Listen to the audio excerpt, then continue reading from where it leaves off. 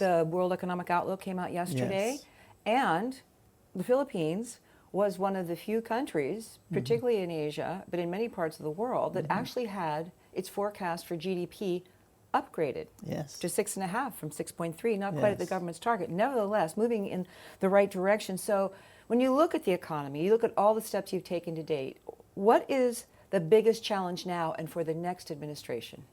The biggest challenge for the next administration is really to grow out of the debt that we incurred during the pandemic, which was natural because our revenues went down due to the lockdowns, and we had increased expenditures. So we had to borrow more money. So the next administration will have to design policies and stick to very strict fiscal discipline to grow out of this debt problem. However, everything is in place in the Philippines to achieve that. Last year, we achieved the growth of 5.7%. In fact, the last quarter was over 7.5% growth rate.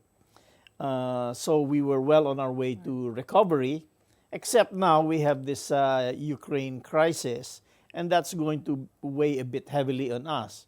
Although we're not combatants, we're affected by the increase in prices of fuel, of grain, and this is among the things we discussed today at the World Bank and the G20 meetings. Yes. In terms of paying back the debt, Yes. again, you're on the right track. Yes. You're moving in the right direction. You have the right intention. About how long? Do you have any sense of how long it's going to take to pay this pandemic-driven debt back? Well, actually, some of our debt has a 40-year term. So we assumed debt at very, very favorable terms in terms of tenor as well as interest rates. So we're not worried about the repayment. We have to really grow out of the debt. In other words, expand our economy by better than 6% per year over the next 5 or 6 years.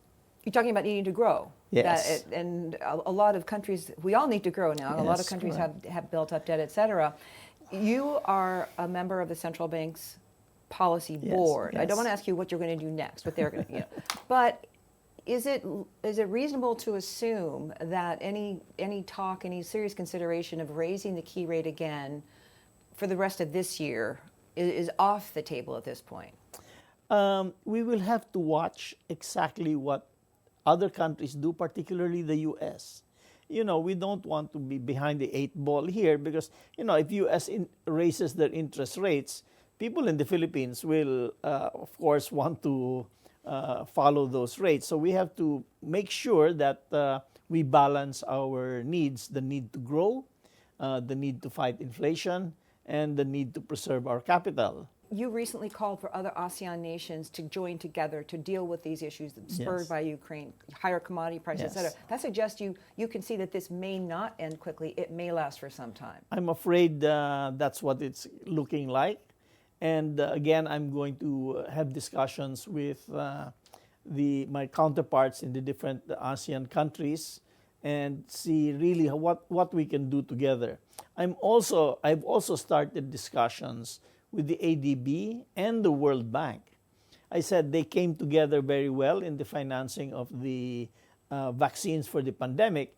I said, this is another time this is another opportunity for you guys to work together and to work together with the finance ministers involved to see what kind of rescue packages that can be done, particularly for the less developed countries.